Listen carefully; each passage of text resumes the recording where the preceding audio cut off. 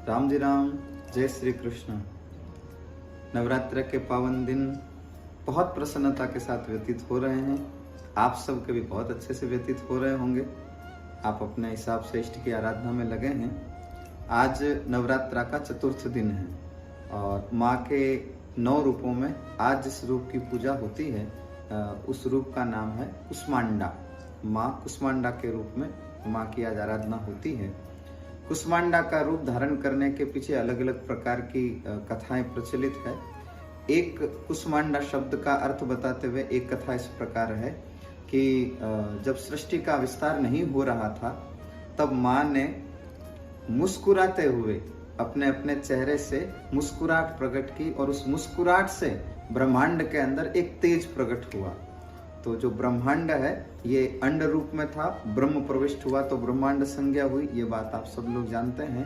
पर माँ की मुस्कुराहट से इस अंड में ब्रह्मांड में सृष्टि का तेज प्रकट हुआ तो माँ का नाम कुष्मांडा पड़ा। तो आज ये माँ के इस रूप की पूजा है। आप सब लोग विशेष प्रकार से पूजा करें और जो भी आपका इष्ट हो, राम जी, श्याम जी, हनुमान जी, महादेव जी, गणेश जी, गुरु, जो भी आपका कोई तीर्थ, कोई ग्रंथ जो आपका इष्ट हो उनकी विशेष रूप से आराधना करें।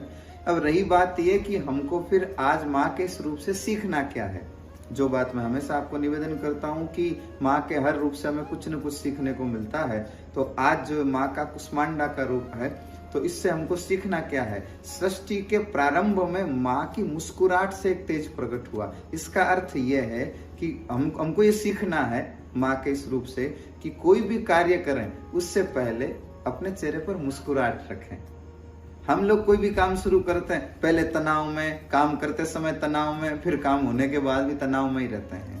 मनोविज्ञान ये कहता है कि सच में प्रसन्नता वो है जो काम करने से पहले भी प्रसन्नता हो, काम करते वक्त भी प्रसन्नता हो और काम करने के बाद भी प्रसन्नता हो। तो मुस्कुराहट रखें। और हमने एक बात ये बात भी सुनी थी, हिम्मत ना हारिए, प्रभु ना बिसारिए, हंसते मुस्कुराते हुए जिंदगी गुजारिए। तो प्रसन्नता के साथ ये स्वरूप है मनुष्य का, ये स्वरूप है। क्योंकि 84 लाख योनियों में अगर कोई मुस्कुराहट दे सकता है तो केवल और केवल मनुष्य दे सकता है। और किसी जानवर को कहो कि भाई तू भी मुस्कुरा, वो पहले बात मुस्कुराएगा नहीं रहे, मुस्कुराएगा भी तो हम डर जाएंगे। तो इसलिए मुस्कुराहट केवल और केवल ये वरदान है। मुस्कुराना एक वरदान है जो केवल मनुष्यों को प्राप्त हुआ है। तो मुस्कुराहट चेहरे पर बनी रहनी चाहिए।